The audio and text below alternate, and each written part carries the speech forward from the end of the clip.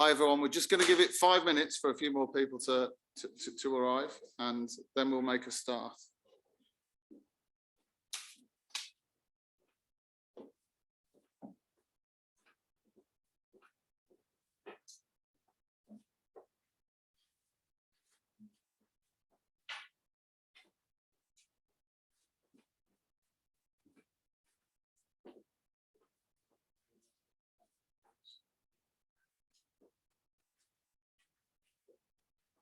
I will just give it until 5 past, and then we will make a start. Thank you.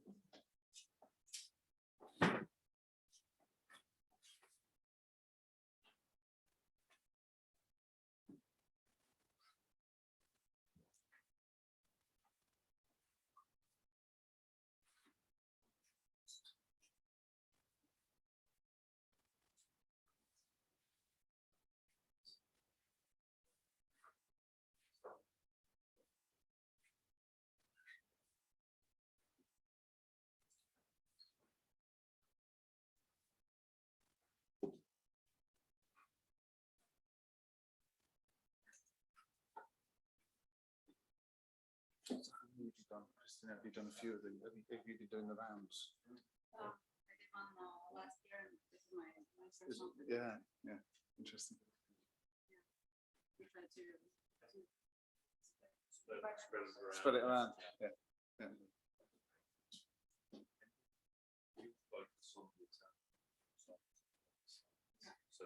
generic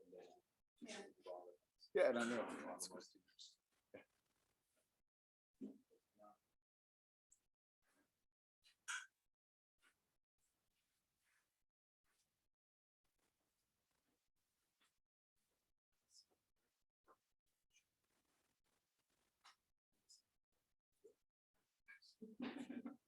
think so. The brief.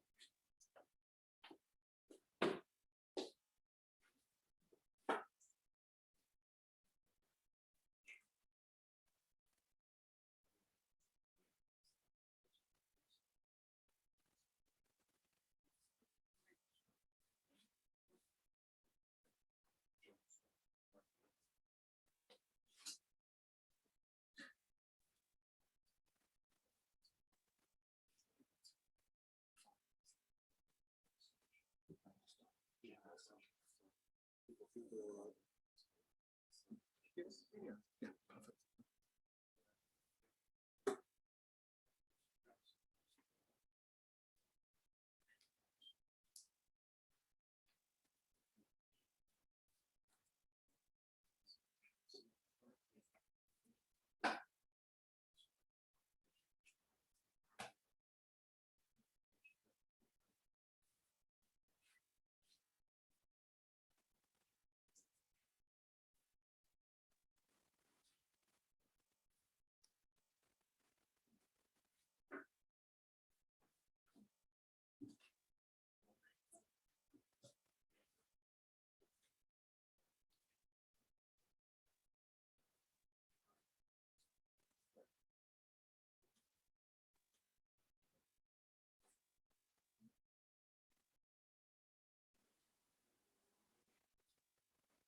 Okay. Hi everyone. It's time to make a start. So I'd like to welcome everyone to the the GRESB results hosted by EVORA, EVORA Italy. I'm delighted to welcome everyone in the room today, but also the 100+ of you out there online who've joined us remotely. So we're hosting a hybrid event today where we have people both in the room and online. And over time, we'll be able to answer the questions both from the room and via the power of Zoom through the question and answer process. My name is Paul Sutcliffe. I'm a director and founder of a company called EVORA Global and also of EVORA Italy. So we have a great event planned. I'm going to do a bit of an introductory spiel, a few words from me, and then I'm going to hand over to Christina Jambuska. Did I say that right? Yes, excellent. For the GRESB results presentation. So we'll hear from GRESB and Christina on that. And then we will invite up Cristiano Ronchi and Fabio Cristianziani. Is good enough? Yeah, excellent, excellent. Thank you. And we'll have a bit of a Q&A session on ESG in real estate and sustainability. And we'll also be joined by Stephen Pringle of GRESB. Then from that Q&A session, there'll be plenty of opportunities to ask questions, and then we'll wrap up.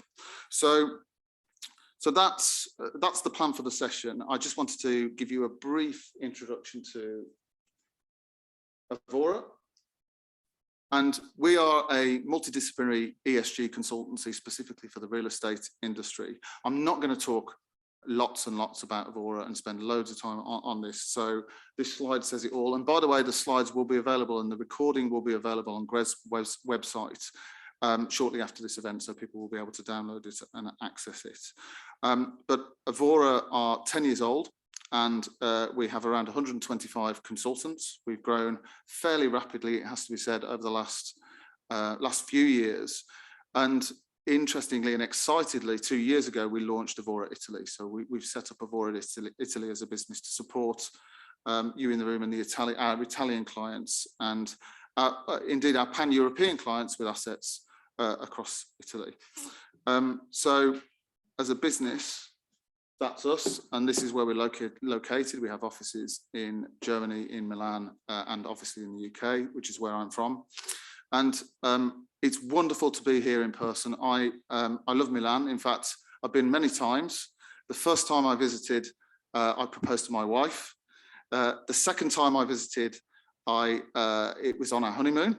And the third to 10th time was all about work. So anyway, it's a wonderful place. I do apologise for those of you who speak Italian that my Italian is not up to scratch, so this will be in English, but there will be plenty of chance, especially with the Q&As.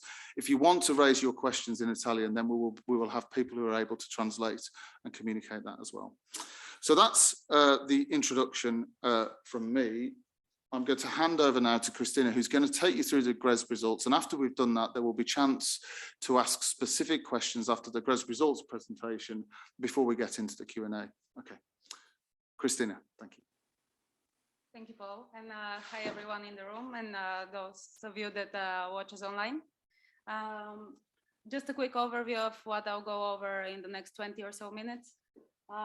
First, we'll look over the past year and identify some of the main trends in the GRESB benchmark with specific focus on Italy, of course. Then we'll look over what's coming in the short term from GRESB in the next couple of months, as well as what is our longer term plans and assessment development for the GRESB assessments. Starting with the size of the benchmark and the trends that we've been seeing in terms of participation growth. It all starts with our investors.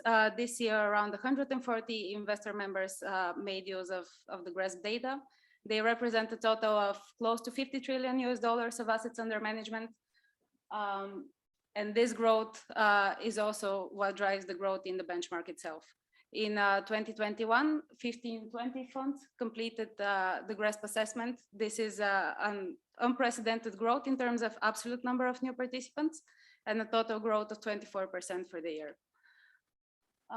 Breaking this down per region, what you'll see is that Europe represents nearly half of the benchmark with 784 entities that participate. In total, around the world, those 15-20 entities represent 117,000 assets with a total value of 5.7 trillion US dollars and located in 66 countries across the globe. Zooming into the participation in Europe, something that you will be very pleased to see is the stark increase in participation coming from Italy. This is the highest growing country in the GRESB assessment in 2021. It has grown more than 3 times, and majority of the growth in the benchmark in Europe does come from Italy. We tend to joke that this is one of the many things that Italy won in 2021. Looking into the scores, a high-level overview of that, you'll see that the GRESB average has increased again after a year of stability in the content of the assessment. The average GRESB score this year was 73, which is 3 points up compared to last year. In terms of regional ranking, Oceania continues to lead the way. But what's interesting is that there has been a reshuffle among the rest of the regions. So Europe used to be the second one up until 2020. This year, you can see that it was taken aback, mainly because of the overwhelming size of new participants that come from Europe. What's interesting also to note is that the highest number of 5-star rated entities comes from Europe, despite the fact that it is now ranking lower than the rest of the regions. Here you can see how that breaks down into countries. Italy did not win the highest score award, even though it did win the highest participation increase. This again is mainly driven by the freshness of the benchmark in the region. You can also see that there is quite a bit of difference in terms of scoring within the region, and this is also what makes the average decrease over the last year. Here you'll see a similar trend, but based on a different graph. So what you see on the y-axis is the average number of years of the participants coming from the different countries. And what you see on the x-axis is the average 2021 GRESB score. So you can see that even though Italy is now towards the bottom left, there is a clear trend that as the number of participation in terms of years grows, so does the GRESB average. So now breaking the GRESB score into the aspects that comprise the assessment. This is a comparison between the European scores per aspect in 2020 and 2021. What you can see here is that the highest score increase, which is also a trend that the global benchmark follows, comes from the data monitoring and review aspect. This aspect evaluates whether the performance data that has been submitted in the GRESB assessment has been third-party reviewed. What's interesting to note here is that the total share of participants that have their data third-party review actually hasn't increased. What has changed is the methods that are being used for that verification. So instead of going for third-party checks, now our participants tend to choose more sophisticated data verification methods, such as verification and assurance. Now, if we look at the overlay between Italian results compared to the European ones, you'll see that Italy lags quite a bit in all around in all the aspects of the assessment. But what's interesting to note is that the places where the gap is the shortest, or where Italy is catching up to the region faster, is in the policies aspect, which tends to be something that we often see with first-year participants, is that having set up the policies and the processes to incorporate ESG into the portfolio is definitely the first step into more sound ESG integration. But what's surprising to see is that the gaps are also quite narrow in the performance aspects. That's a big difference from what we've seen with first-year participants in the past, where this tends to be sort of the last place where advantage can be gained. The aspects where Italy lags the most compared to the region is in the certification of buildings, the collection of waste data, and the ESG reporting. So now I'll go over some of the performance metrics that we collect. So digging a little bit deeper into the data, we at GRESB, as stewards of our participants' data, we get a lot of information. We can aggregate it in different ways. We can benchmark it. What we don't know is what is the actual situation of the portfolios. In the 2021 GRESB assessment, participants reported data from the 2020 reporting period.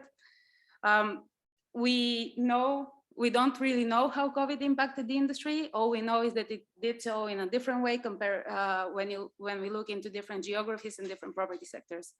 So to be able to analyze this information, we send a short survey to our governance group members and our data partners to support our analysis of the aggregate results.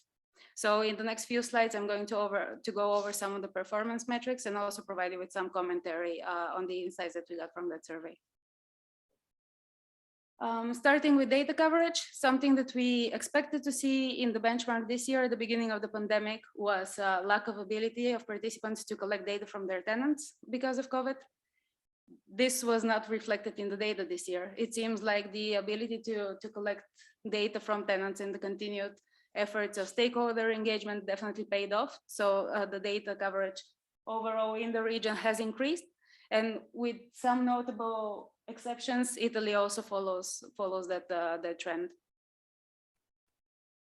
Here you'll see the total benchmark impact. So you'll see some of the like-for-like changes. The decreases in consumption and emissions in Italy are pretty comparable to the ones for the region. Some of the commentary that we received as part of the survey that we sent out was that those aggregate like-for-like numbers often uncover significant sectoral differences. So for example, with residential, even though we all expected to see increases because of the amount of people that stay at home, it seems like even within residential, there are significant differences depending on the type of the properties. So student housing was something that actually saw a decrease in consumption, which is a big part of it's heavily represented in our data set, while other types of residential assets did not see that.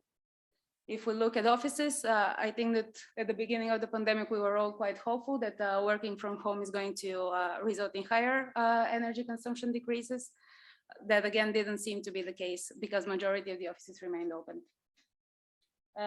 Another interesting commentary was from retail, where of course there are significant geographical differences in the way the different countries handled the pandemic also played a significant impact, as properties that remained closed for longer, of course, decreased their consumption more. Those that were able to open fast had to actually increase their energy consumption because of the loads of the ventilation systems, for example. Something interesting that we saw in our data set was that Italy has so GRESB calculates energy intensity for all of the assets for which we have full data available. What we saw is that the intensity of Italian assets with full available data is lower than the one for the region across all property sectors. Even if we attribute all of the like-for-like change, so the decrease in consumption to COVID, those intensities are still lower, which means that if we are able to collect the data for Italian assets, it seems like they in general are higher class assets and more efficient than the average for the region. So this was some of the insights that we got from the data in the last year. Now I'm going to go over what is coming shortly in the next couple of months from GRESB. First up, coming in December, is a transition risk report. Our team is working hard on providing our participants with insights on the transition risk into their portfolio. It's going to use asset level information, and it's going to provide comparisons against the current pathways. This is something very new and very exciting for us. We are going to estimate data where there are gaps, and we are going to be able to provide transition risk reports for all participants in the benchmark.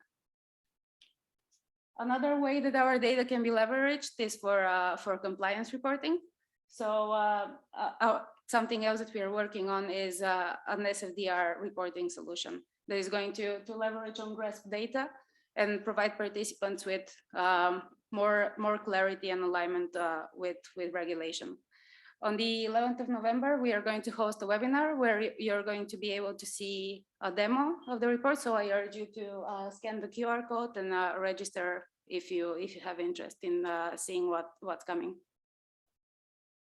Last but definitely not least, with TCFD being one of the recommended frameworks in many different countries, we are also working on providing TCFD alignment reports to our participants. They are going to use all of the TCFD relevant information from the GRESB assessments, and they are going to help participants identify gaps in their TCFD reporting, be able to benchmark their TCFD alignment against their peers, and also communicate to investors their readiness to report to the TCFD.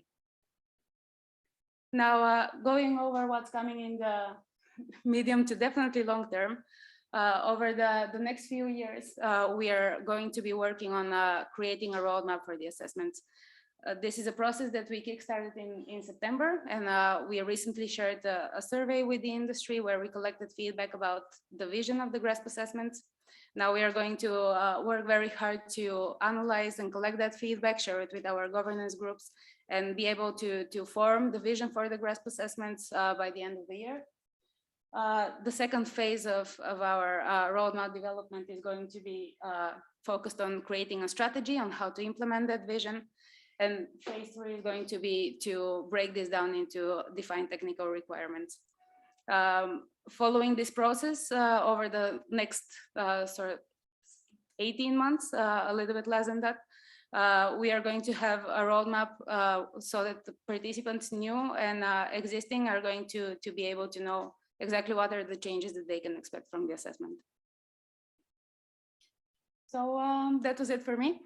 If you have any questions, let me know. Yeah, I'd like to open the, I've got some questions, so I will ask some questions, but first of all, I'll see if there are any questions in the room, and because we're on a microphone, if there are, I'll repeat them just so everyone can pick them up. So any questions? No. Okay, looks like it's going to be me then. So first question, I noticed, and just to kind of distill a couple of points from this, in general terms, great to hear participation is fantastic. Big numbers of participation have increased, but the results lag behind other countries in Europe. But that I'm now replaying what I saw, but that reflects on the fact that most, the average Italian fund has only participated for 2 years, whereas in other countries participation has been more frequent. But two areas I saw that are important to look at and think about from an Italian perspective are waste and certification. So I think, first of all, as a general takeaway, that certification, green building certification, does contribute to quite a number of points. I think it's like 8.5 points, something like that in the GRESB survey. So that's certainly something to think about. The other one is around waste, and I think it's more of a comment on behalf of the Italian teams. In Italy, a lot of the waste is collected by municipalities, and municipalities don't necessarily always provide data. So whereas if you look at Germany or the UK, where you can often get a lot of waste data, it's a different setup here.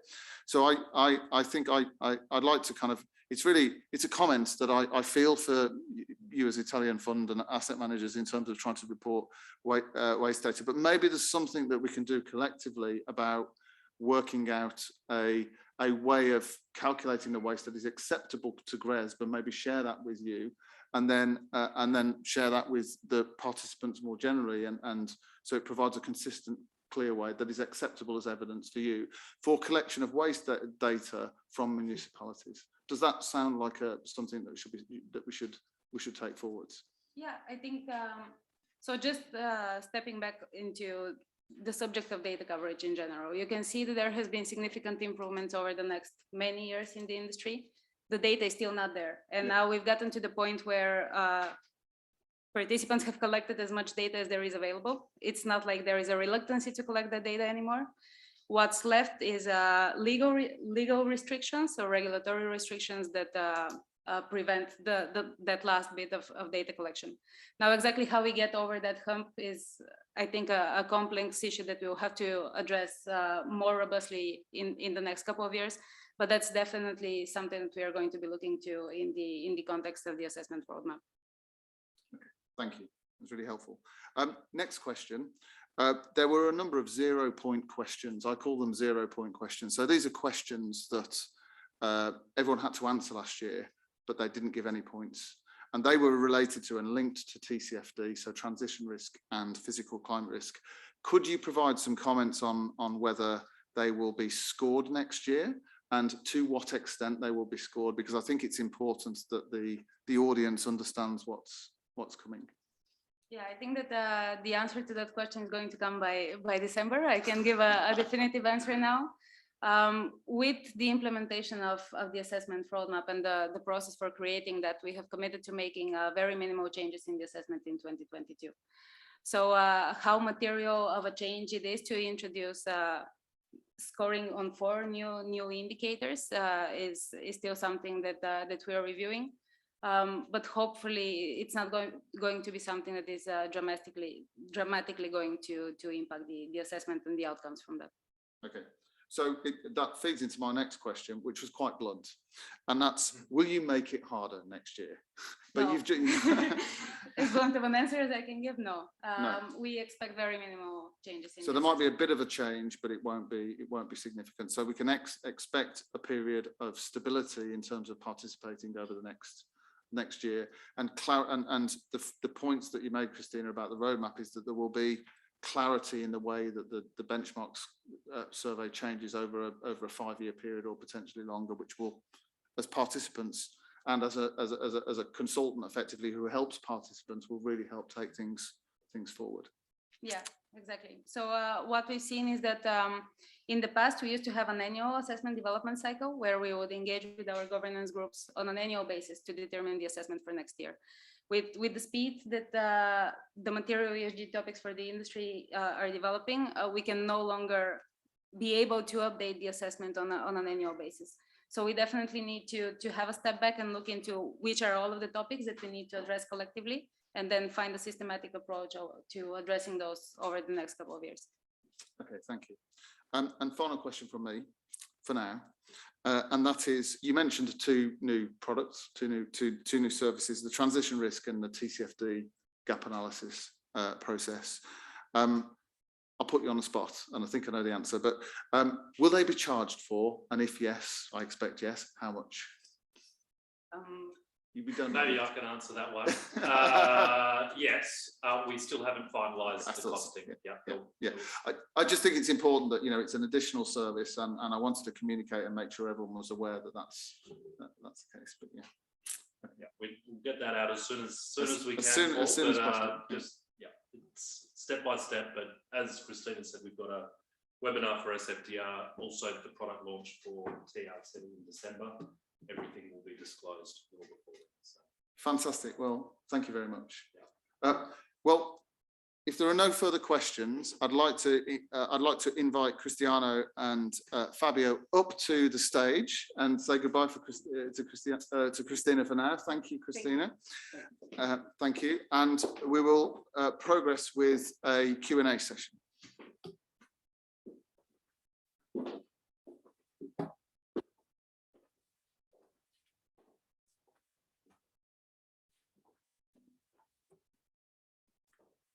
So, hello everyone.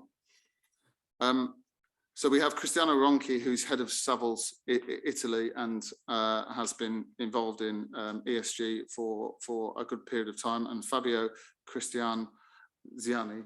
Right, that's excellent. Thank you. You see, I am trying. Who is head of is responsible for ESG and business developments at Generali Real Estate. So what I'd like to do is hand the microphone over to you, and you first, Fabio, just to give a bit of an introduction to yourself and your organisation, how you've got on with GRESB, and then Cristiano, I'll ask the same, and Stephen, a quick introduction from yourself as well, representing GRESB, and then we'll fire into some questions and get some discussion going. Okay, so Fabio. Sure. Generali Real Estate is the real estate investment arm of Generali Insurance Group. We manage approximately 30 billion of assets around Europe, quite homogeneously diversified. Unlikely to what you might think, Generally, biggest market is not Italy, it's actually France. Our biggest exposure is in Paris, where we manage approximately 5 billion of assets under management. And starting from 2018, we launched our cross-border investment platform, basically meaning 10 different cross-border funds investing all around Europe, characterized by a mono-destinational use. So out of 10 funds, this year we started the GRESB journey, and 3 of those have been subjected to the GRESB assessment. In terms of destinational use, we are mostly focusing on historically on offices, residential and retail, and we are approaching and developing the logistic and the commercial real estate debt over the last couple of years. So this is in a nutshell the description of what we do at Generali Real Estate. Thank you. Cristiano. Yeah. Hi, everyone, and thank you, Paul, and the Friends of GRESB for this invitation. I was actually here at this event in 2016, so good to have been reconfirmed. Yes. good resistance.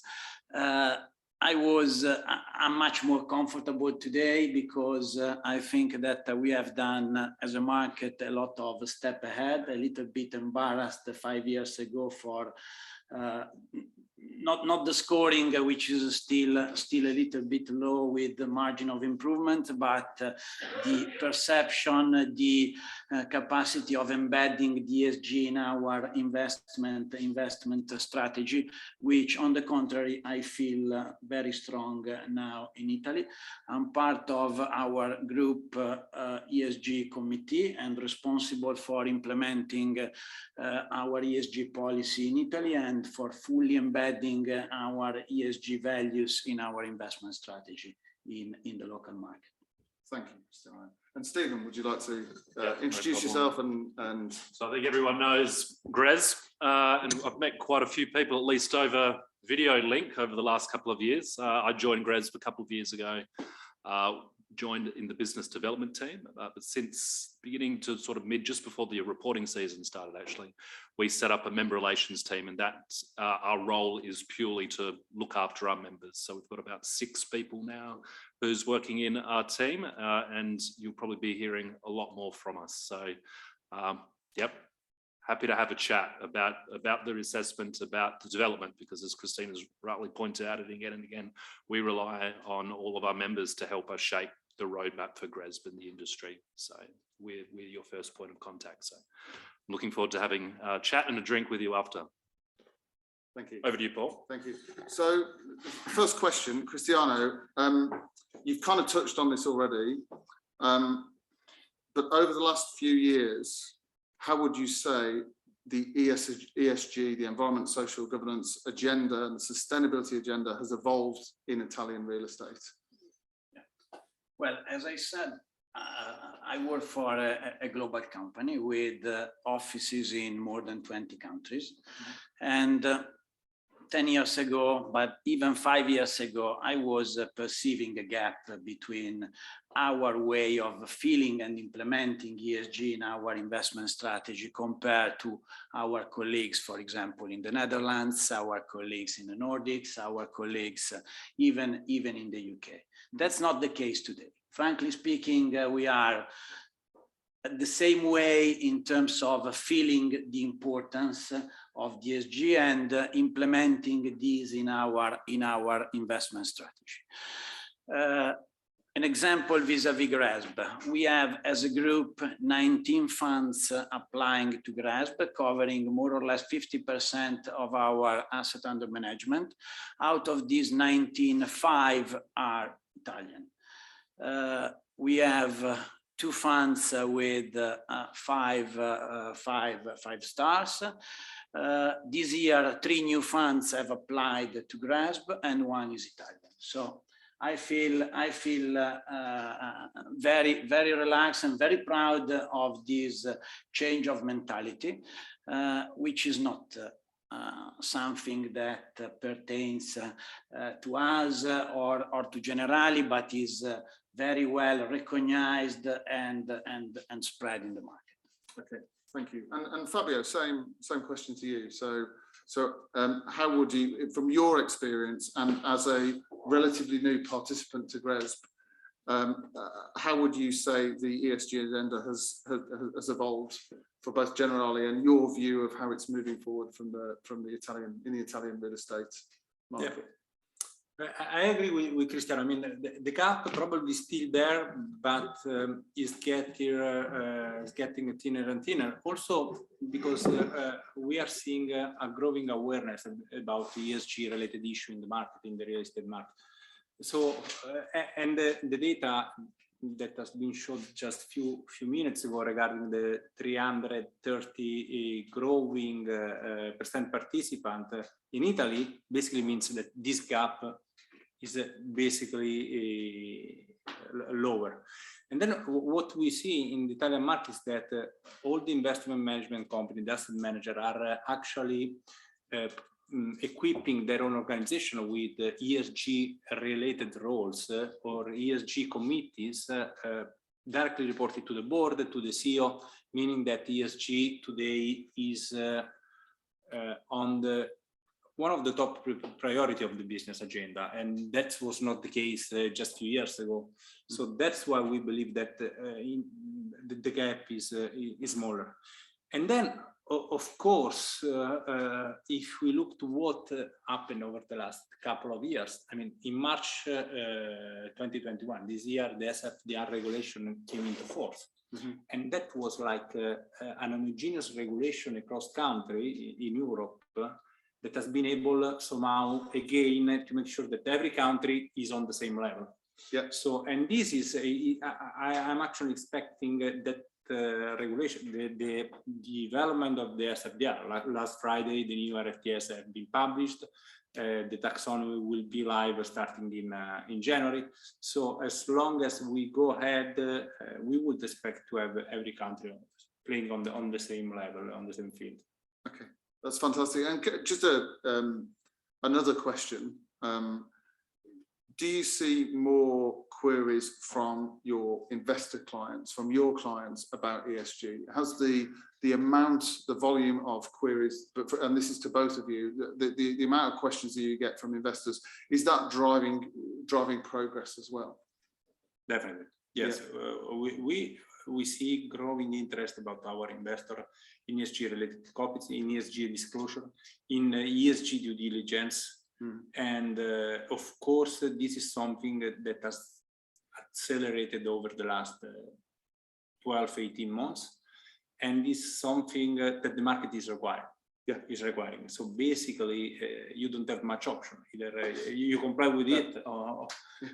So basically, you both highlighted a case of there's a growing storm from an ESG, a positive storm, but a storm nonetheless of ESG, in that there's regulation that you mentioned, Fabio. We've got growing investor demand for ESG, and as a result of that, the level of importance that both of your organisations have placed on ESG, and the fact that you're forming, and other organisations indeed are forming ESG committees, which are really senior to the organisation, that are really trying to move things forward, reporting up to the board or actually with board members on, is just fantastic from an ESG consultant who's been involved in this industry since 1998.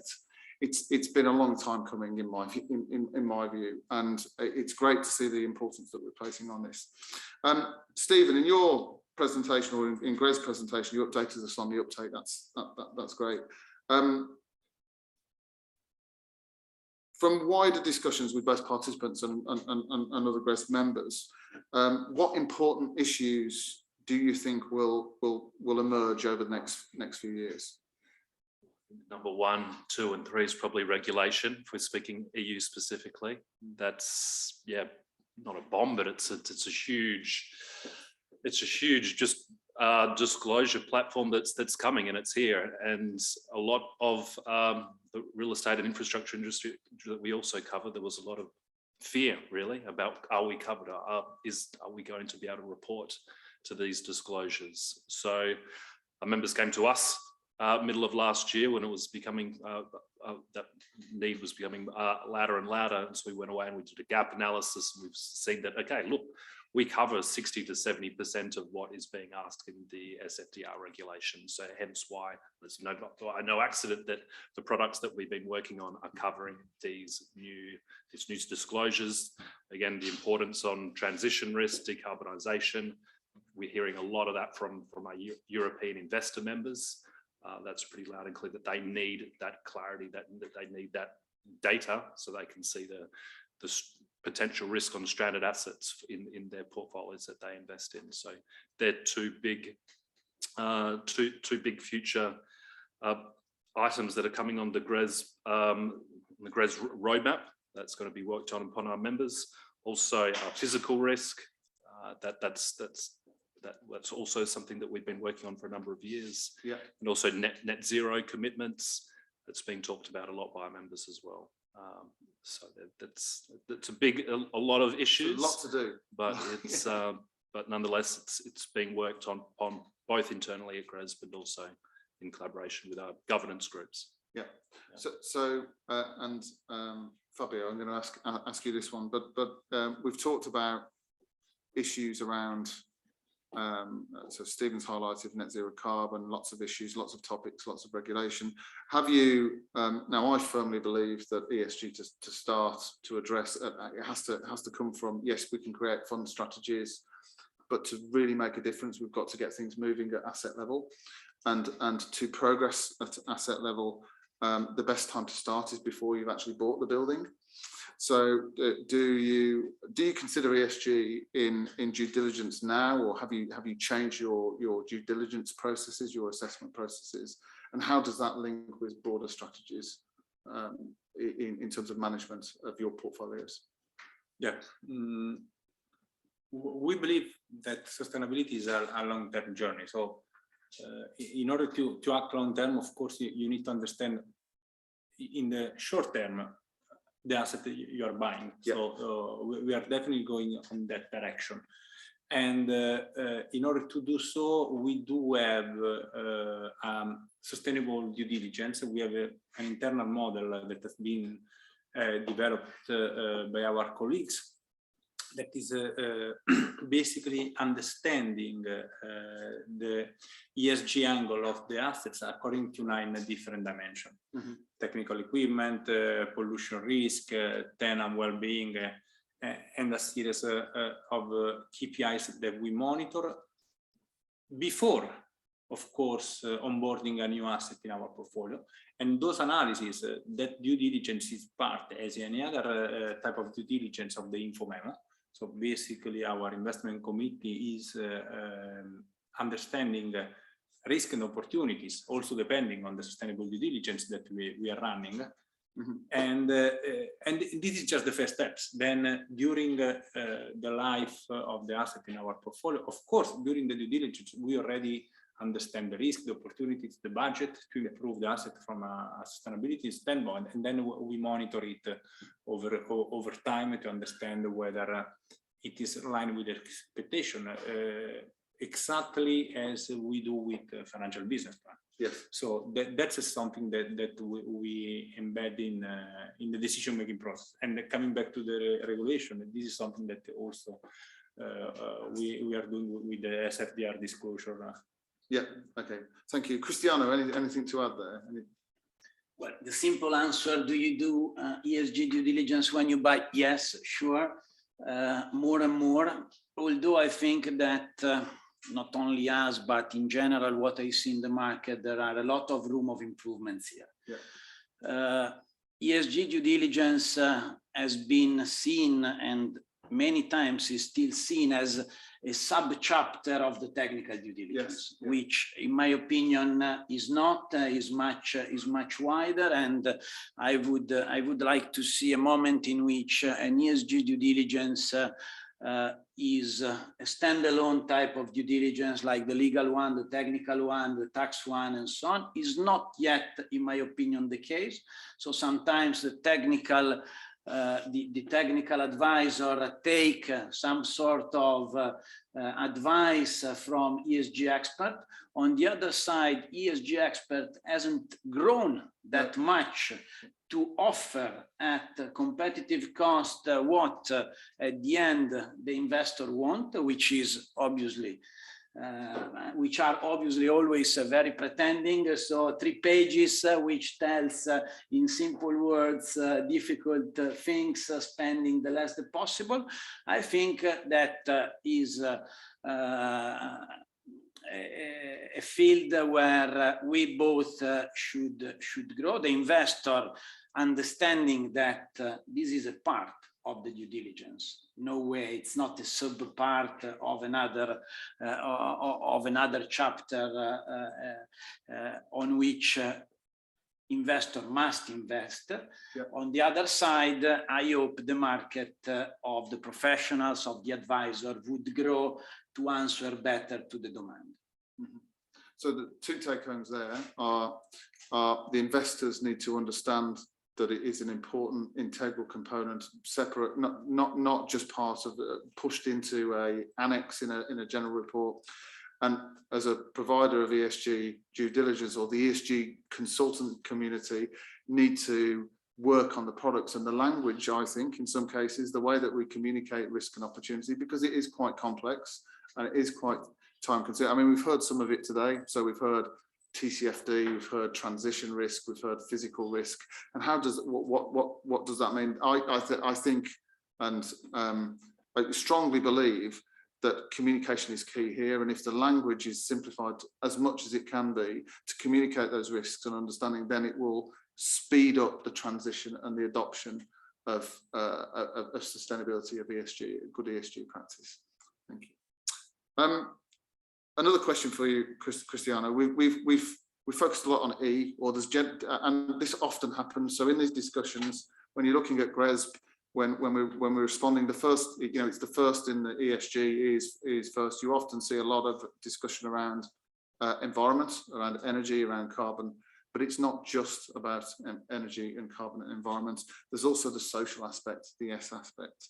So what does Savills, what investment management plans from an S component? Are you looking at S? Are you considering it? And yeah, can you shed some light on thoughts? Yeah, there, please. Well, first of all, I'm not surprised about the fact that the first concentration was on the E. We are from real estate, we know the buildings, we know the plants, so we are in our comfort zone talking about footprint or emission, less on social type of subject. But again, I see a huge movement, a huge wave, and a fast movement towards the S, which is now a focus. As a Savills, we have approved 2 years ago let's say forever rules, which is written in the stone with an allocation of annual profit to charity activity. I won't tell you the percentage because it looks very low, but at least is there, is formal, is forever, is communicated, so it's something. But more important, I think, is our social commitment in our activity with the asset that we manage, because there is a lot of potential. So, for example, our tenant engagement program has risen materially in terms of investment of money and human time throughout the last couple of years. The same, the more social type of certification of our building, like the WELL certification, has increased. If up to 3 years ago we were all the building that we were delivering, we were keen on getting a LEED BREEAM certification, now also WELL has become normal, and I would say mandatory for any new building. Third, but I think most important in any repositioning project of our asset, in any project which involves some EV works of regeneration, there is a huge component of social works.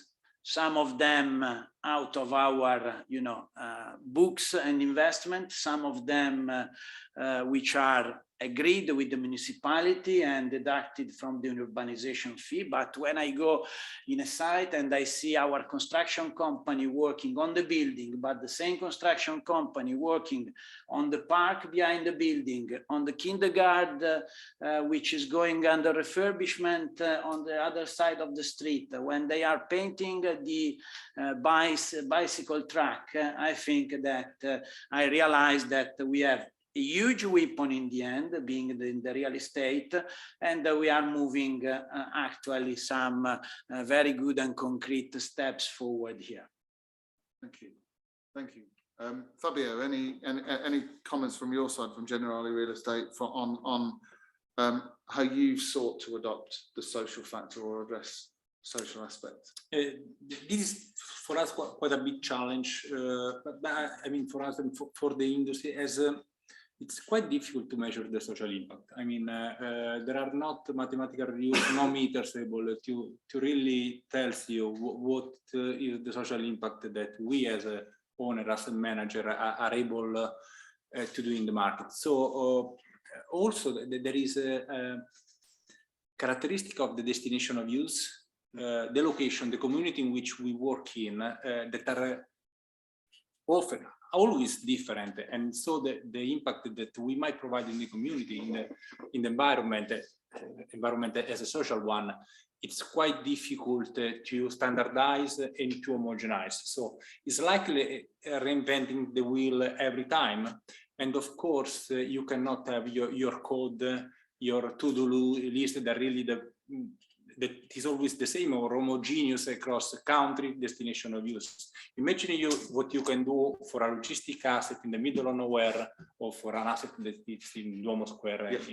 So it's quite difficult to us to first of all understanding how to measure it. Yes. We are taking it quite I would say scientifically, while on the environmental side there are limits to measure it.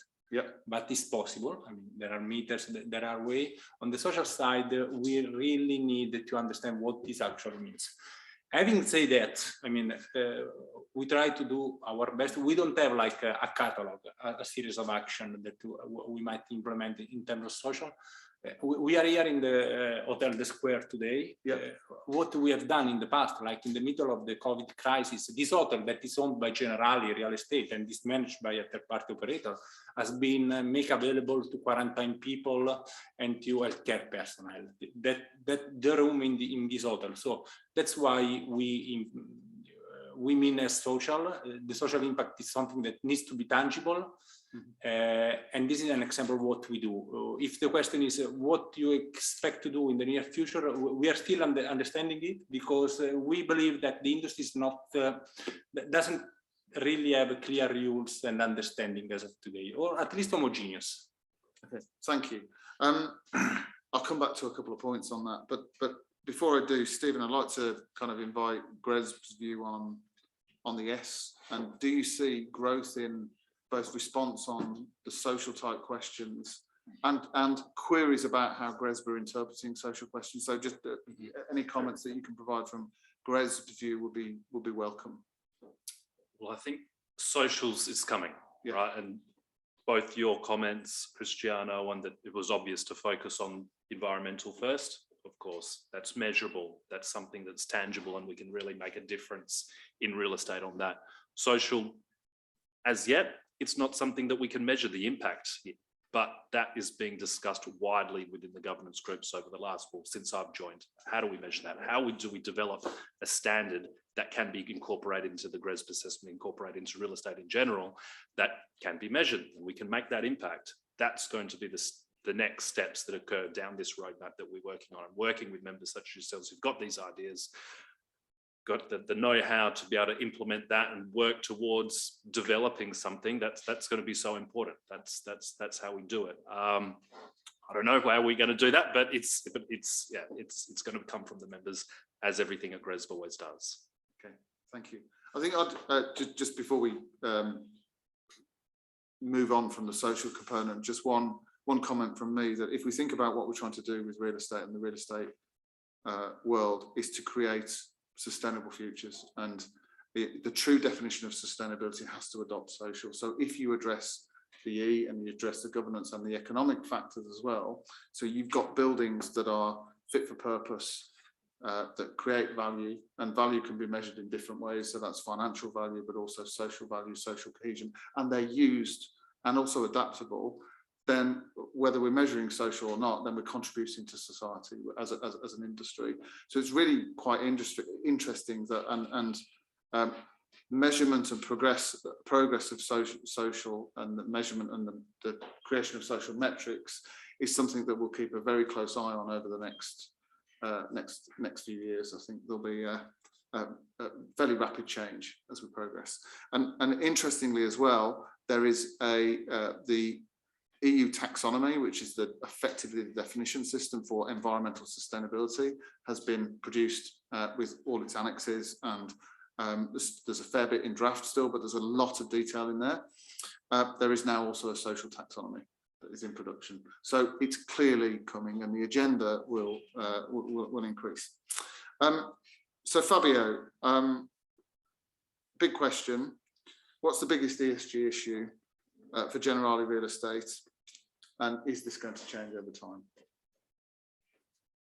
I believe that the biggest issue for us, and probably for the industry, is going to be the data gathering process, the creation of a reliable benchmark, and the setup of a reasonable target. So this is something we are working on, and with the industry, of course, we're working together to make sure, first of all, we monitor most part of the portfolio, really understand how the consumption are structured. Then we would like to have a reasonable benchmark, and the challenge here is due to the fact that every asset is quite unique. You cannot have like a unique benchmark for offices in Italy, for example, and starting from them targets that would be shared with regulators, with the industry consultant, and the overall value chain needs to be discussed and adopted, of course. So I believe this is going to be the greatest challenge, and of course the social aspect. Of course. Thank you. Cristiano, same question, but from Savil's perspective, Savil's investment management, obviously. What's your biggest ESG issue, and will that change? Well, I totally endorse Fabio consideration. So data and methodology to measure the value created by our ESG and social initiative is crucial, together with the benchmark. But I want to be a little bit provocative now, and I would say that the main obstacle, the main barrier is at the end resources. We are a group of 350 people, and how many are fully dedicated to ESG? So do we have an ESG office? Yes, luckily, yes. 2 people. Yes. In Italy, we are 43 people, and we have probably 5 people in the compliance office, and we don't have an ESG expert. So I think that unless this change, and unless you have not only the ESG chief operating officer, chief ESG officer, which does many things apart from other than ESG, but until we have a proper allocation of resources, this will become and will remain an obstacle. bigger than recovering the data and finding the methodology and working with the benchmark.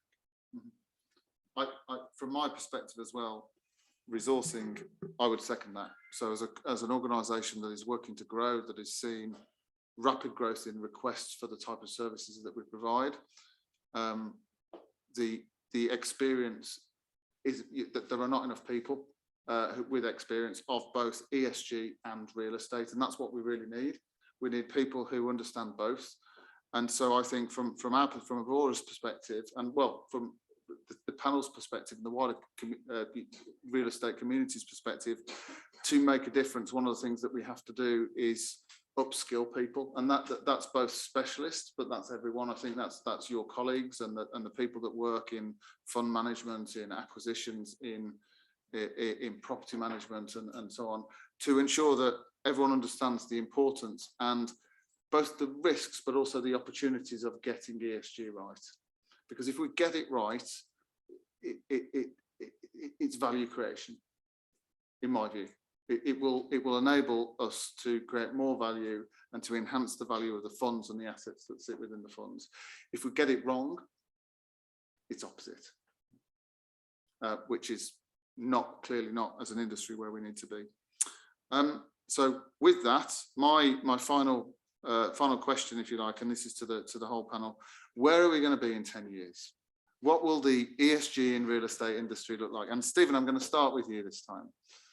We've been saying for maybe 12 to 18 months that where will ESG will be more the mainstream. You won't be talking about ESG, we'll just be talking about real estate, right? It'll be as common as an audited financial statement. GRESB will be as common as an audited financial statement. There we go, I've said that. GRESB for 10 years will be as common as accounting. I'd like to think so, but as you said just there, it has to be. We don't really have a choice. Yeah. If we ignore it and don't go harder and push the boundaries a little bit more, then you don't bear thinking about what the future lies. Thank you. Cristiano, 10 years, what will it be? I hope to be here again in 10 years, saying I was here 15 years ago. So,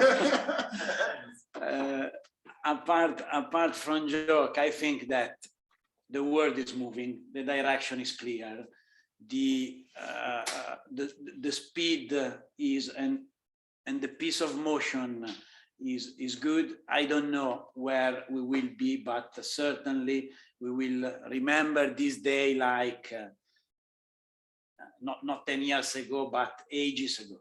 Yeah, absolutely. And Fabio, your views, 10 years from now? Probably in a bigger room, meaning that the resources that Cristiano was envisaging will be available. And I would say that would be a simultaneous presentation within the financial results. So it would be like we will be in the same room, maybe bigger, doing the ESG simultaneously with the financial results presentation. Thank you. Thank you. Very, very interesting. I think, from my perspective, and I will share it, 10 years ago, EVORA launched 10 years ago, and our first business plan talked about fairly rapid growth over the first 3 years of our organisation. After 3 years, we had 5 staff. So it took a long time. And then after let's call it 7.5 years, we were up to 15, 20 staff. And in the last 2 years, we've rapidly grown to, just as a metric of the demand and the need, we've grown to 126 staff with plans to grow further. And that's just an indication of the growth of the demand for the type of services. EVORA are not alone. Our competitors, our peers in the industry are growing. And the need, as Cristiano pointed out, the need for internal support as well is important. So I think that we have some very serious challenges to face from a climate change perspective. We have the most serious challenge to face, if we put it bluntly, that protect the world, address climate change or mitigate the impacts of climate change. But we have the ability and tools to do that if we act quickly and if we act fast.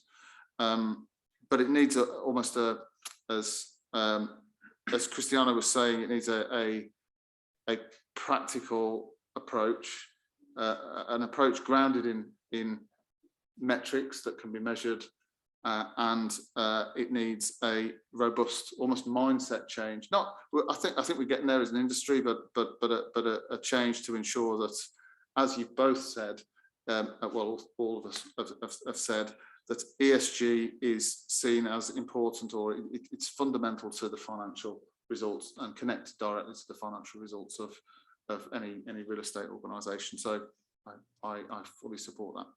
So really interesting. Thank you all. I'd like to open this up to the room. Do we have any questions? Oh, we've got one in Q&A. It's quite technical. It talks about, this is a very specific one about the net zero carbon definition.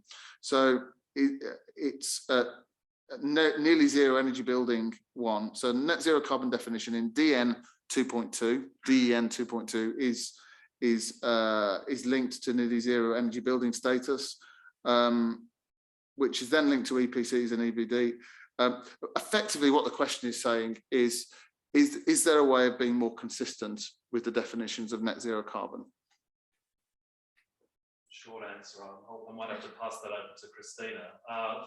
We do see so many net zero commitments and pledges out there. We put our name attached to one at least. What that one is.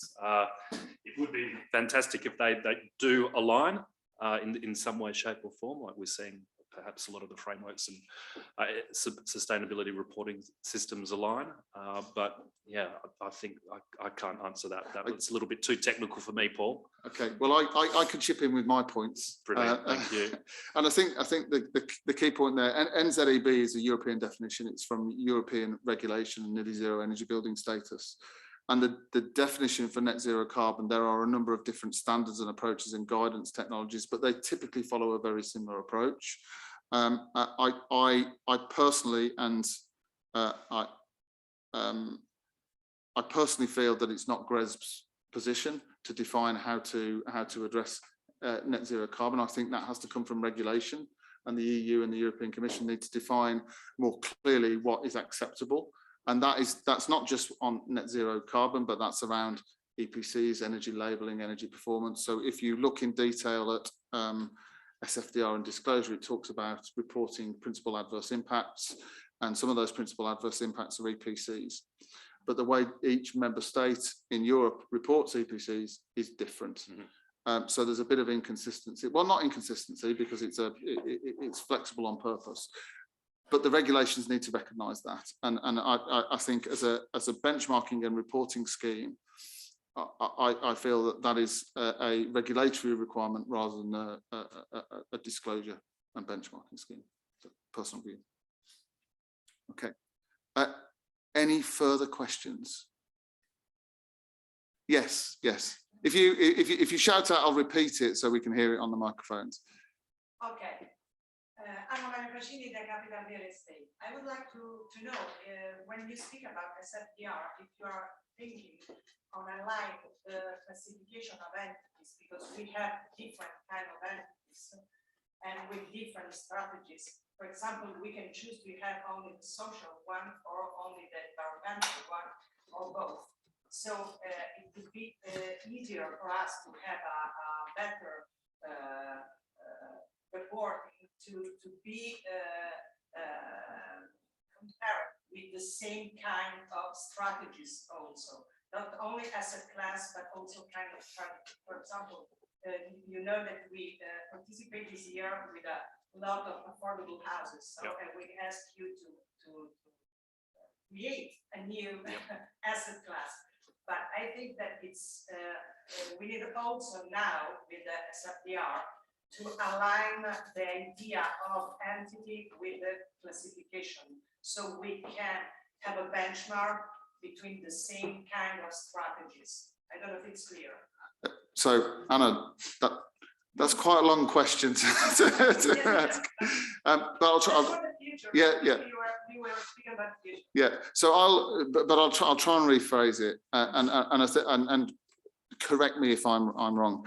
But the key, I think that the key point of the question is there is under SFDR, there is the requirement to, if you are an Article 8 fund, you need to promote environmental and social characteristics. Environmental or social characteristics, you can pick one or the other. But from what you've seen, there is inconsistency in the way that environmental or social characteristics are promoted or reported. And you feel that an element of consistency, allowing flexibility for different asset classes, would be appropriate. So your question is, do you think that do we see a consistency happening, and that happening I guess in fairly short term, because a lot of organisations, a lot of funds that are Article 8 positioned will need to disclose fairly soon on progress against environmental and or social characteristics. So the question, if I've repeated a very long question with a very long question. So the other way of putting it is SFDR, E&S characteristics. Do we think that there will be consistency in the marketplace or not? Well, that's pretty tough for GRESB to answer, but and I think it's a bit too early to be able to answer that, because there's still a lot of water to flow under that bridge. However, what we are offering is just at the moment in 2022 is a reporting solution, a reporting platform around the principal adverse indicators for Article 7, where you can go into the GRESB platform, the GRESB portal, report your mandatory and whatever voluntary indicators from Table 2, Table 3 that you want. And for those that are comparable to the full GRESB assessment, you'll get a pre-populated GRESB assessment come the 1st of April when the full GRESB portal opens. So that's what we're working on very hard now. We understand that taxonomy is also a big issue. We haven't dived into that yet, but that will come potentially next year, or we would hope next year, once the six objectives are clarified and confirmed. I think it's just 2 for the time being. Once that has taken place, then we will incorporate that, or offering some sort of reporting platform. I don't think we will be, potentially we won't be in a position to say, okay, you've met the taxonomy threshold, you're aligned. That may not be GRESB's position, but what we are going to do is meet your reporting requirements as we have for GRESB, which is the voluntary reporting framework, but we're looking to ensuring that we can meet your mandatory reporting requirements, SFDR, and there's any others that come up as well, TCFD, for instance. So I hope I've had a long enough answer to the long question, but I've got some points on it, but rather than give mine first, I'm going to ask a slightly different question to Cristiano and Fabio, and that's when you're considering, so Article 8 is about promoting environmental and social characteristics. Without giving too much away about your own fund, is this something you're looking at, or have you considered in detail, or is it something you're waiting the market to see the market move first? We actually have launched a couple of funds, the Article 8 recently. Yeah. Mostly based on environmental characteristics. So the one in which we feel more comfortable. So we are actually understanding in more detail the development of the regulation going forward, also the EU taxonomy, to understand also what are the threshold, the limits, and the requirement to build up an Article 9 fund. So as of today, to us, the current regulation around Article 9 is not clear. So of course, we cannot build up this kind of project. Cristiano. Frankly speaking, we have done the categorization of all our funds. We have picked up a few of them being Article 8. We have the aim for all the new products to launch a fund at least Article 8. We are waiting to understand what Article 9 means in practice and how it can be implemented into a fund regulation. Thank you. I can give some insight into my experience and the work that so as you could probably imagine, and this is pan-European, this is not just Italy, but SFDR has pretty much taken over my life over the last 6 to 8 months, and roughly speaking, and anecdotally, I would say that of EVORA's clients, approximately half have positioned themselves at Article 8. We have a relatively small number in the real estate sphere that have gone for 9 straight away, but in those cases it's relatively easy to align because of the type of fund that they are. So if you're a for example, a development only fund that is designed to develop the highest class of offices, for example, where you know that the EPC rating will be A, and you know that it will be net zero carbon in design and so on, then it's a fairly safe bet. So the funds that are going at 9 are fairly comfortable to position at 9. The other side, the 50% or so of our clients that position at Article 8 have made the jump. And typically, rather than picking a single item, a single environmental or social characteristic to promote, they've picked a suite of measurable items that are measurable, definable, that can be reported against. So rather than one, it's more than one. And sometimes crossing both environmental or social characteristics. We'll see how this pans out. And then the other 50% are in the, we want to be Article 8, but we're not ready yet because we think the market needs to mature. And so we're very sensibly going to sit at 6, see what happens, find out what happens. And when more guidance is produced, let's move our funds up then. And having that kind of, having the ability to discuss and explain that to existing investors is very powerful.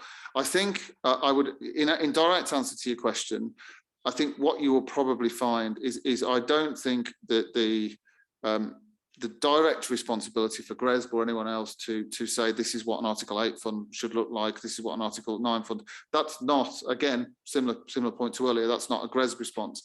However, what might be helpful for members, Stephen, is if there are future case studies that participants are willing to share to say this is what we're doing, and to put the head above the parapet and show examples, that I think for the industry would be really helpful, because what will inevitably happen is there will be more examples and cases will come out, and the more information as an industry we can get, and the more sharing of best practice that we can get, the more consistency we can potentially find there.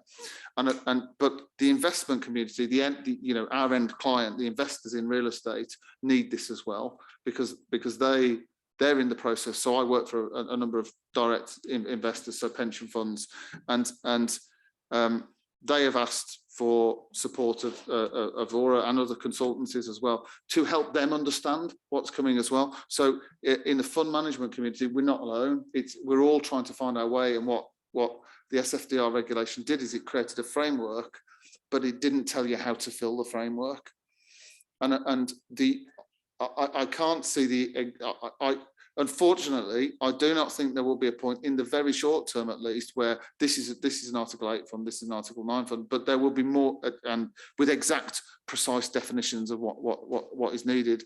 There will be variation across Europe, but over time that will mature, and there will be understanding of what a good Article 8 fund looks like, what a good Article 9 fund looks like, and with case studies and information that perhaps GRESB can share over time, that will help us get there, but it may take a bit of time to progress.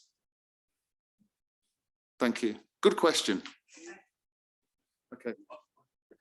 Add one more thing. That's consistent to what we're seeing in some markets, not specifically for SFDR, but what just come from Germany, was there for an infrastructure event, but met a lot of our real estate members, and some of them who were performing well, who've reported to GRESB for a number of years, are helping some of the new starters who are just starting out in GRESB for year 1 or year 2, and different aspects of where they're not doing so well, they're speaking to their colleagues in other fund managers who are helping, okay, this is how we engage with the tenant.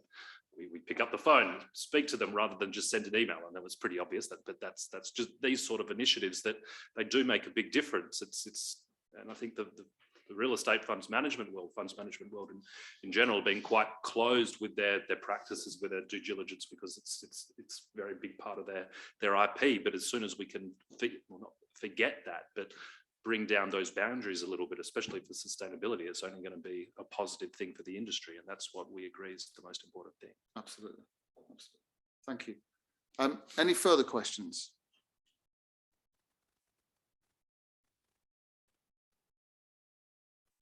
Oh yeah, we've got one at the back. Thank you.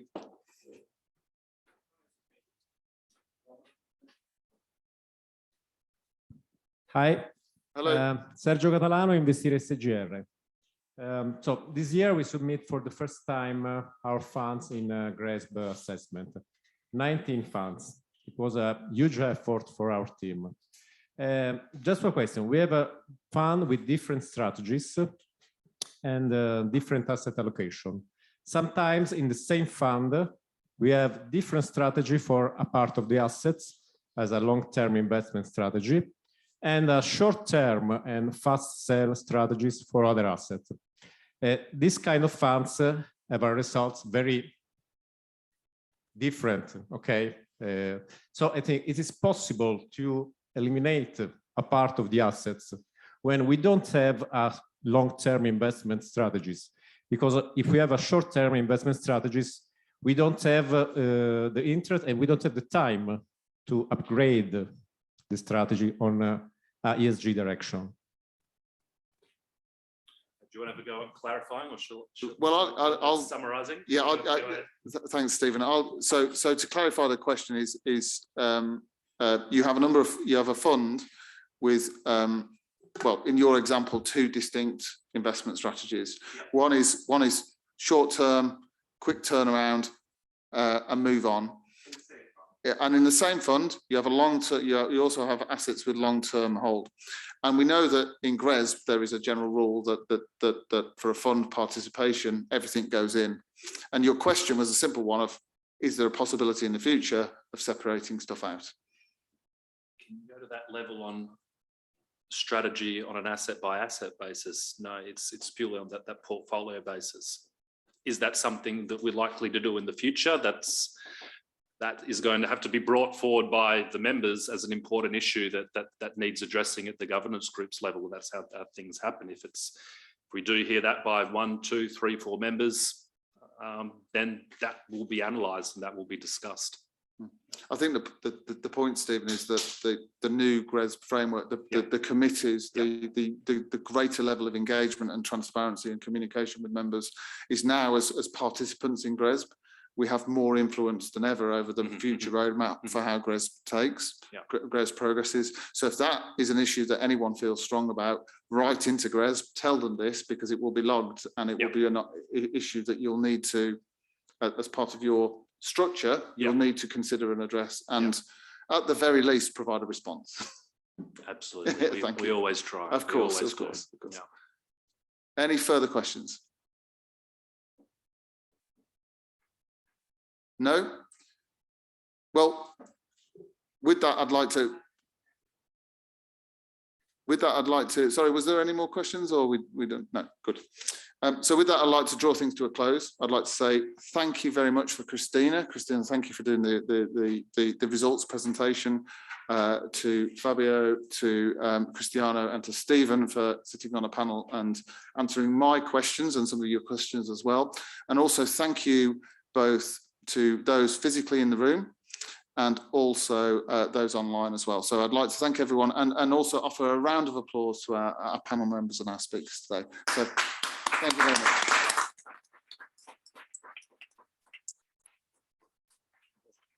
Thank you.